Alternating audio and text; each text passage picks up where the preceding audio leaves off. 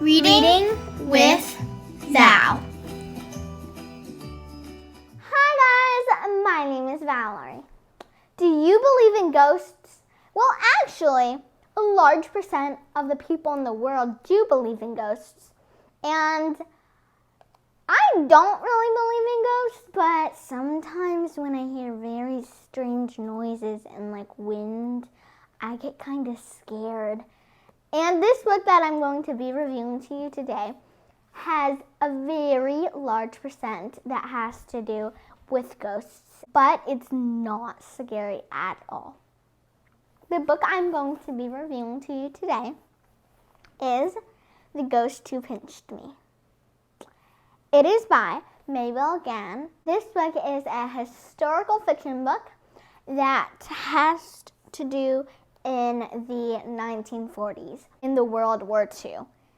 And this book takes place in Singapore, and I have been to Singapore, and I love it very, very much. I would rate this book a 10 out of 10. In this book, B is our main character, and she's 10 years old. She's living in the World War II, and she's very privileged, and she has a lot of things that other people don't because her dad is a merchant and they get luxurious things from all around the world.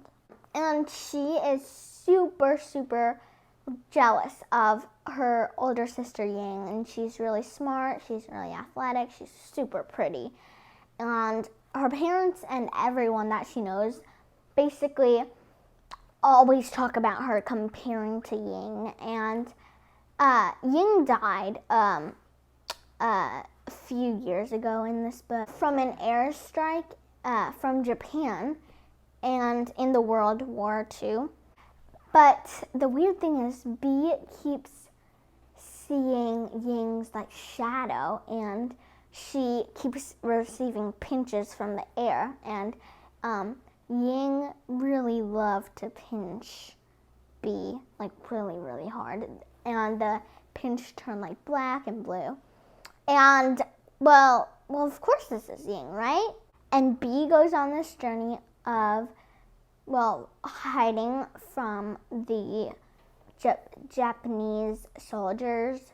And also, she goes on this journey of caring for her sister more than she ever had. And so, when Ying was born, they did not like each other, but when Ying died, she knew that if Ying were alive again, she would care more about her and share more things with her, because she knows that Ying was just like her, basically, and they were similar in a lot of different ways. And I'm going to read a part to you in the book, and the characters Yong Chen, Eng Chen, and Xiu Chen, they're the family's amas, and the amas are basically nannies, and they basically care for the children and like feed the baby and stuff like that. And the setting in this book is when the Japanese soldiers came inside their house to sort of check, and the children are in this kind of like a bomb shelter, and it's really dark inside, but they came in and looked everywhere, even opened all the cupboards. Yong Chen continued.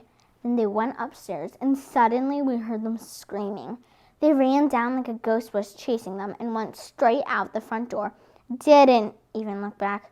No look back, and Chen agreed. And then the last paragraph is, I watched Yong Chen leading Ma away, wishing that I knew what Ying had done to frighten the soldiers so much. And that part is like Ying is real. Like, even the soldiers are terrified of Ying because they might have pinched them or like did some crazy thing with the objects in the room.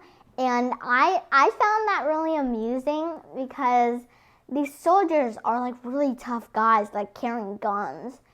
And then to see them scared by like a ghost, it's kind of funny. and really amusing. My favorite character in this book would definitely be Bee, because she grew a lot in this book, and because the book focused her as the main character, and so you got to learn more about her than most of the other characters. And also she's really nice, and she has a good sense of humor. And I would recommend this book to kids between the ages 9 through 12. This book isn't that scary, but it has to do with ghosts, and it's an amazing story about what people did in World War II when the Japanese invaded Singapore, and how they lived, and just the daily life of people in Singapore who were threatened or affected by the Japanese soldiers. And I hope you guys enjoy this book. I've been to Singapore. The food is so good. And I do have some pictures. I looked back. I went like 3 years ago. And I was 7. I look so different. But anyways, the thing that I remembered most was the food. My favorite food there, so there's this like chicken rice sort of thing, and it's really, really good. And it was just a really fun experience and all. If you have been to Singapore, let me know. Thank you to Miss Mabel for giving me this amazing book, and the cover is super pretty. And I really love like the tree and how it sort of blends in with like the girl. And thank you guys for watching, and remember to read on, have fun, and dream big. See you guys later. Bye!